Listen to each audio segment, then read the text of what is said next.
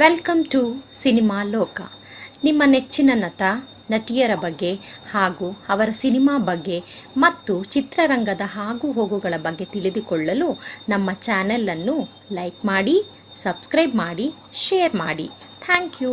Doctor V Ravichandran ಅವರು ಕನ್ನಡ ಚಿತ್ರರಂಗದ showman. ಅವ್ರು ಯಾವಾಗ ಚಿತ್ರರಂಗಕ್ಕೆ ಬಂದ್ರೋ ಆವಾಗಿಂದ ಕನ್ನಡ ಸಿನಿಮಾ ಯಾವ ಭಾಷೆ ಸಿನಿಮಾಗಳಿಗೂ ಕಮ್ಮಿ ಇಲ್ಲ ಅಂತ ಗರ್ವದಿಂದ ಕೆಲಸ ಮಾಡುವಂತ ನಟ, ನಿರ್ದೇಶಕ ಪ್ಲಸ್ ನಿರ್ಮಾಪಕರಾದ ಡಾಕ್ಟರ್ ವಿ ರವಿಚಂದ್ರನ್ ಅವರು. ಕನ್ನಡ ಚಿತ್ರರಂಗದ ಟರ್ನಿಂಗ್ ಪಾಯಿಂಟ್ ಅಂದ್ರೆ ಅದು ಡಾಕ್ಟರ್ ವಿ ರವಿಚಂದ್ರನ್ ಅವರ ಪ್ರವೇಶ. ರವಿಚಂದ್ರನ್ ಅವರ ಎಂಟ್ರಿ ಕನ್ನಡ ಚಿತ್ರರಂಗನ ಬದಲಾಯಿಸಿತು. ಕನ್ನಡ ಸಿನಿಮಾಗಳಿಗೆ ಎಷ್ಟು ದೊಡ್ಡ ಮಾರ್ಕೆಟ್ ಇದೆ ಅಂತ ತೋರಿಸ್ತು. ದೊಡ್ಡ ದೊಡ್ಡ ಫೈನಾನ್ಷಿಯರ್ಸ್ ಕನ್ನಡ ಸಿನಿಮಾಗಳಿಗೆ ಪ್ರೊಡ್ಯೂಸ್ ಮಾಡಕ್ಕೆ ಕಾರಣವಾಗಿತ್ತು. ಈ ತರ ಸುಮಾರು ವಿಷಯಗಳು ನಡೆದಿದ್ದು crazy star doctor V Ravichandran ಅವರಿಂದಾನೆ. ರವಿಚಂದ್ರನ್ ಅವರು ಬರೀ ಆಕ್ಟರ್ ಆಗಿನೋ ಅಥವಾ ಬರೀ ಪ್ರೊಡ್ಯೂಸರ್ ಆಗಿನೋ ಅಥವಾ ಬರೀ ಡೈರೆಕ್ಟರ್ ಆಗಿದ್ದಿದ್ದರೆ ಈ ಯಾವ ವಿಷಯಗಳು ನಡೀತಾ ಇರಲಿಲ್ಲ. ಅವರೇ ಪ್ರೊಡ್ಯೂಸರ್, ಆಕ್ಟರ್ ಕಮ್ ಡೈರೆಕ್ಟರ್ ಆಗಿರೋದ್ರಿಂದಾನೆ ಅವ್ರು ಅನ್ಕೊಂಡಿರೋ ತರ ಸಿನಿಮಾ ಮಾಡಿದ್ರು. ಆ ಸಿನಿಮಾ ಏನ್ ಡಿಮ್ಯಾಂಡ್ ಮಾಡುತ್ತೋ ಅದಕ್ಕೆ ಖರ್ಚು ಮಾಡಿದ್ರು. ಅವರ ಕನಸಿನಂತೆ ದೃಶ್ಯಗಳನ್ನ ಸ್ಕ್ರೀನ್ ಮೇಲೆ ತರಿಸಿದ್ರು. ಬೇರೆ ಪ್ರೊಡ್ಯೂಸರ್ಸ್, ಡೈರೆಕ್ಟರ್ಸ್ ಗಳಿಗೆ ರವಿಚಂದ್ರನ್ ಅವರ ಸಿನಿಮಾ ರೆಫರೆನ್ಸ್ ಆಗಿತ್ತು. ನಮ್ಗಳ ಜನರೇಷನ್ ಅಂದ್ರೆ 80s ಜನರೇಷನ್ ಅಲ್ಲಿ ತುಂಬಾ ಇನ್ಸ್ಪೈರ್ ಆಗಿರುವಂತ ವ್ಯಕ್ತಿ ಅಂದ್ರೆ ಅದು crazy star doctor V Ravichandran ಅವರೇ.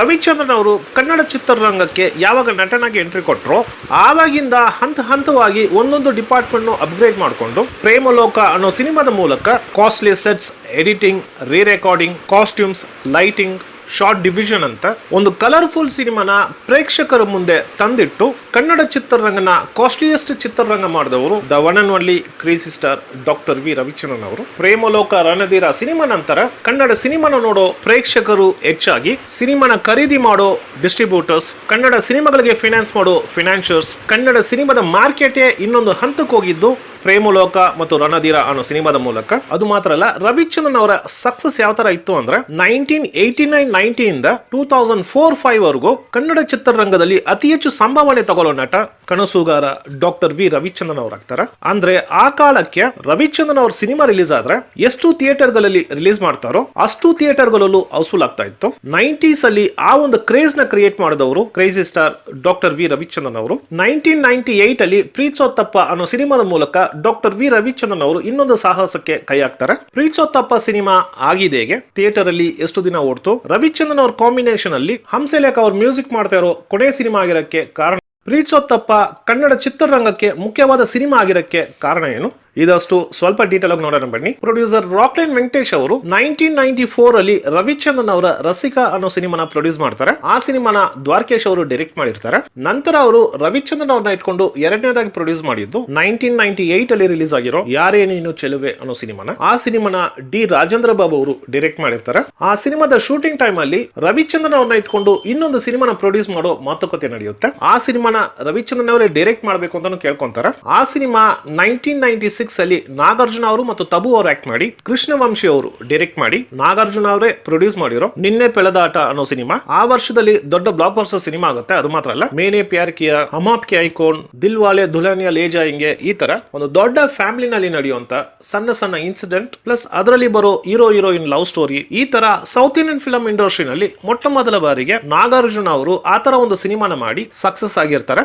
ಆ ಸಿನಿಮಾನ ಕನ್ನಡದಲ್ಲೂ ಮಾಡಬೇಕು ಅಂತ ರಾಕ್ಲೈನ್ ವೆಂಕಟೇಶ್ ಅವರು ಮತ್ತು ರವಿಚಂದ್ರನ್ ಅವರು ಡಿಸೈನ್ ಮಾಡ್ತಾರೆ. ಯಾರೇ ನೀನು ಚೆಲುವೆ ಸಿನಿಮಾ ರಿಲೀಸ್ ಆದ್ಮೇಲೆ ಪ್ರೀತ್ಸೋತ್ತಪ್ಪ ಸಿನಿಮಾದ ಶೂಟಿಂಗ್ ಪ್ರಾಸೆಸ್ ಶುರು ಆಗುತ್ತೆ. ಈ ಸಿನಿಮಾದ ಹೀರೋಯಿನ್ ಆಗಿ ಹಿಂದಿ, ತಮಿಳ್ ಮತ್ತು ತೆಲುಗುನಲ್ಲಿ ಡಿಮ್ಯಾಂಡಬಲ್ ಆರ್ಟಿಸ್ಟ್ ಆಗಿರೋ ಶಿಲ್ಪಾ ಶೆಟ್ಟಿ ಅವ್ರನ್ನ ಹೈಯರ್ ಮಾಡ್ತಾರೆ. ನಂತರ ಪ್ರಕಾಶ್ ರಾಜ್ ಅವರು, ಲೋಕೇಶ್ ಅವರು, ಲಕ್ಷ್ಮಿ ಅವರು, ಶ್ರೀನಿವಾಸ್ ಮೂರ್ತಿ ಅವರು, ದೊಡ್ಡಣ್ಣ ಅವರು, ವಿನಯ್ ಪ್ರಸಾದ್ ಅವರು, ರಾಮಕೃಷ್ಣ ಅವರು, ಉಮಾಶ್ರೀ ಅವರು ಅಂತ ಆ ಸಿನಿಮಾಗೆ ಬೇಕಾಗಿರೋ ಎಲ್ಲಾ ಸಪೋರ್ಟಿಂಗ್ ಆಕ್ಟರ್ಸ್ ಹೈಯರ್ ಮಾಡ್ತಾರೆ. ಈ ಸಿನಿಮಾನ ಡಿಫರೆಂಟ್ ಸ್ಟೈಲ್ ಅಲ್ಲಿ ಪ್ರೆಸೆಂಟ್ ಮಾಡಬೇಕು ಅಂತ ಅದಕ್ಕೆ ಬೇಕಾಗಿರೋ ಎಲ್ಲಾ ತಯಾರಿಗಳು ಮಾಡ್ಕೊಂತಾರೆ. ಮ್ಯೂಸಿಕ್ ಡೈರೆಕ್ಟರ್ ಹಂಸಲೇಖ ಅವ್ರ ಹತ್ರ ಇದುವರೆಗೂ ನಾವು ಮಾಡಿರೋ ಮ್ಯೂಸಿಕ್ ಪ್ರೇಕ್ಷಕರ ಮಧ್ಯೆ ಒಳ್ಳೆ ರಿಸೆಪ್ಷನ್ ಸಿಕ್ಕಿದೆ. ಸುಮಾರು 10 ವರ್ಷದಿಂದ ನಮ್ಮಿಬ್ಬರ ಕಾಂಬಿನೇಷನ್ ಸಕ್ಸಸ್ಫುಲ್ ಕಾಂಬಿನೇಷನ್ ಅಂತ ಮಾತು ಬಂದಿದೆ. ಆದ್ರೆ ಈಗ ಟ್ರೆಂಡ್ ಬದಲಾಗಿದೆ. ಆಡಿಯನ್ಸ್ ಬೇರೆ ಬೇರೆ ಭಾಷೆಯ ಹಾಡುಗಳಿಗೆ ಗಮನ ಕೊಡ್ತಾ ಇದ್ದಾರೆ. ನಾವು ಅದೇ ತರ ಹೊಸ ತರವಾದ ಮ್ಯೂಸಿಕ್ ನ ಇಂಟ್ರೊಡ್ಯೂಸ್ ಮಾಡಬೇಕು ಅಂತ ಹೇಳ್ತಾರೆ. ಆಗ AR ರೆಹಮಾನ್ ಅವರು gentleman, man, Kadhalan, Indian, Rangeela ಅಂತ ಒಂದು ಟ್ರೆಂಡ್ ನ ಕ್ರಿಯೇಟ್ ಮಾಡಿದ್ರು. ಆ ತರ ಒಂದು ಟ್ರೆಂಡ್ ನ ಕನ್ನಡದಲ್ಲಿ ಕ್ರಿಯೇಟ್ ಮಾಡಬೇಕು ಅಂತ ರವಿಚಂದ್ರನ್ ಅವರು ಹಂಸಲೇಖ ಅವ್ರ ಹತ್ರ ಹೇಳ್ತಾರೆ. ಆ ಟೈಮಲ್ಲಿ ಅವ್ರ ಒಳಗೆ ಬರುವಂತ ಡಿಫರೆನ್ಸ್ ಆಫ್ ಒಪಿನಿಯನ್ ಇದೆಲ್ಲ ನಾವು ಒಂದು ವಿಡಿಯೋ ಮಾಡಿದೀವಿ, ಮತ್ತೆ ಅದ್ರ ಬಗ್ಗೆ ಮಾತಾಡೋದು ಬೇಡ.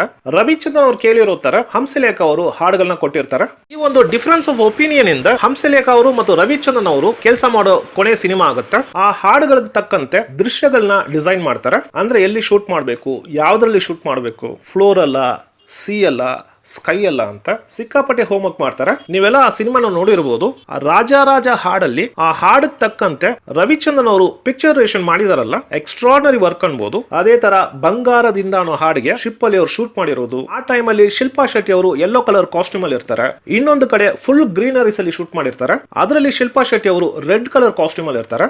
ಆ ಸಾಂಗ್ ಅಲ್ಲಿ ರವಿಚಂದ್ರನ್ ಅವರು 4 ವೀಲರ್ ಬೈಕ್ ಅಲ್ಲಿ ಬರ್ತಾರೆ. ಇದನ್ನೆಲ್ಲ ನಾವು ಸ್ಕ್ರೀನ್ ಮೇಲೆ ನೋಡುವಾಗ ಎಂತ ಒಂದು ಕಲರ್ಫುಲ್ ಸಿನಿಮಾ ಅನ್ಸುತ್ತೆ. ಅದು ಮಾತ್ರ ಅಲ್ಲ, ಆ ರಾಜ ಅನ್ನೋ ಹಾಡಲ್ಲಿ ಆ ಮ್ಯೂಸಿಕ್ ಎಂಡ್ ಆಗೋ ಟೈಮ್ ಅಲ್ಲಿ ರವಿಚಂದ್ರನ್ ಅವರು ಹಿಂಗ್ ಸಿಗರೇಟ್ ಇಟ್ಕೊಂಡ್ ಮೇಲೆ ಹಿಂಗ್ ನೋಡ್ತಾರೆ. ಸೂಪರ್ಬ್ ಶಾಟ್ ಅನ್ಬೋದು. ಈ ತರ ಆ ಸಿನಿಮಾನಲ್ಲಿ ಬರೋ ಒಂದೊಂದು ಶಾಟ್ ಎಕ್ಸ್ಟ್ರಾರ್ಡನರಿ ಫ್ರೇಮ್ ಅನ್ಬೋದು. ನಾವು ಸಿನಿಮಾ ನೋಡಿ ಚೆನ್ನಾಗಿದೆ ಅಂತ ಬಂದ್ಬಿಡ್ತೀವಿ, ಆದ್ರೆ ಒಂದೊಂದು ಶಾಟ್ಗೂ ಅವ್ರ ಬ್ಯಾಕ್ ಗ್ರೌಂಡ್ ಕೆಲಸ ಏನ್ ಮಾಡಿರ್ತಾರೋ ಅದಕ್ಕೆ ಎಷ್ಟು ಅಪ್ರಿಶಿಯೇಟ್ ಮಾಡಿದ್ರು ಅದು ಕಡಿಮೆನೆ. ಎಲ್ಲಾ ಫಿಲಂ ಗಳಿಗೂ ಕೊರಿಯೋಗ್ರಾಫರ್ಸ್ ಅಂತ ಇರ್ತಾರೆ, ಆದ್ರೆ ರವಿಚಂದ್ರನ್ ಅವ್ರ ಸಿನಿಮಾಗೆ ಮಾತ್ರ ಅವರೇ ಕೊರಿಯೋಗ್ರಾಫ್ ಮಾಡ್ತಾರೆ, ಅವರೇ ಶಾರ್ಟ್ ನ ಕಂಪೋಸ್ ಮಾಡ್ತಾರೆ. ಒಂದು ಹಾಡಿಗೆ ದೃಶ್ಯ ಈ ತರ ಬರಬೇಕು ಅಂತ ಅವ್ರ ಇಮ್ಯಾಜಿನೇಷನ್ ಏನಿರುತ್ತೋ ಅದನ್ನ ಸ್ಕ್ರೀನ್ ಮೇಲೆ ತರಿಸ್ತಾರೆ. ಅದಕ್ಕೆ ಎಷ್ಟು ಖರ್ಚು ಬೇಕಾದ್ರೂ ಮಾಡ್ತಾರೆ. ನಾವುಗಳೆಲ್ಲ ತುಂಬಾ ಅಡ್ಮೈರ್ ಆಗಿರೋದು ಈ ತರ ವಿಷಯಗಳಿಂದಾನೆ. ಆ ತರ ಒಂದು ಕ್ರಿಯೇಟಿವಿಟಿ ರವಿಚಂದ್ರನ್ ಅವ್ರ ಹತ್ರ ಇವತ್ತಿಗೂ ಇದೆ. ಅವ್ರು ಕೊನೆಯದಾಗಿ ಡೈರೆಕ್ಟ್ ಮಾಡಿರೋ ರವಿ ಬೊಪ್ಪನ ಅನ್ನೋ ಸಿನಿಮಾನಲ್ಲಿ ಕೂಡ ಹಾಡುಗಳು ಸುಮಾರಾಗಿ, ಕಥೆಯಲ್ಲಿ ಸ್ವಲ್ಪ ಕನ್ಫ್ಯೂಷನ್ಸ್ ಇದ್ದರು, grandeur set, costliest costumes, extraordinary shot divisions, vulgarity ಇಲ್ಲದೆ ಹೀರೋಯಿನ್ ನ ಎಷ್ಟು ಅಂದವಾಗಿ ತೋರಿಸಬೇಕೋ ಅಷ್ಟು ಅಂದವಾಗಿ ತೋರಿಸುವಂತ technician crazy star doctor V Ravichandran ಅವರು. ಪ್ರೀತ್ಸೋತ್ತಪ್ಪ ಸಿನಿಮಾದ ಶೂಟಿಂಗ್ ಎಲ್ಲ ಕಂಪ್ಲೀಟ್ ಆಗಿ 6 ನವೆಂಬರ್ 1998 ಅಲ್ಲಿ ರವಿಚಂದ್ರನ್ ಅವರು ಆಕ್ಟ್ ಮಾಡಿ ಡೈರೆಕ್ಟ್ ಮಾಡಿ ರಾಕ್ಲೈನ್ ವೆಂಕಟೇಶ್ ಅವರು ಪ್ರೊಡ್ಯೂಸ್ ಮಾಡಿರೋ ಪ್ರೀತ್ಸೋತ್ತಪ್ಪ ಅನ್ನೋ ಸಿನಿಮಾ ರಿಲೀಸ್ ಆಗುತ್ತೆ. ರಿಲೀಸ್ ಆಗಿರೋ ಎಲ್ಲಾ ಥಿಯೇಟರ್ಗಳು ಹೌಸ್ಫುಲ್ ಆಗುತ್ತೆ. ಅದು ಮಾತ್ರ ಅಲ್ಲ, ಆ ವರ್ಷದಲ್ಲಿ ಪ್ರೀತ್ಸೋತ್ತಪ್ಪ ಸಿನಿಮಾದ ಆಡಿಯೋ ಅಂತೂ ದೊಡ್ಡ ಮಟ್ಟಕ್ಕೆ ಮಾರಾಟ ಆಗುತ್ತೆ. ಅದಕ್ಕೆ ಕಾರಣ ಕನ್ನಡ ಚಿತ್ರರಂಗದಲ್ಲಿ ಹೊಸ ತರವಾದ ಮ್ಯೂಸಿಕ್ ಮೂಲಕ ಆಡಿಯನ್ಸ್ ನ ಅಪ್ರೋಚ್ ಮಾಡಿದ್ದು.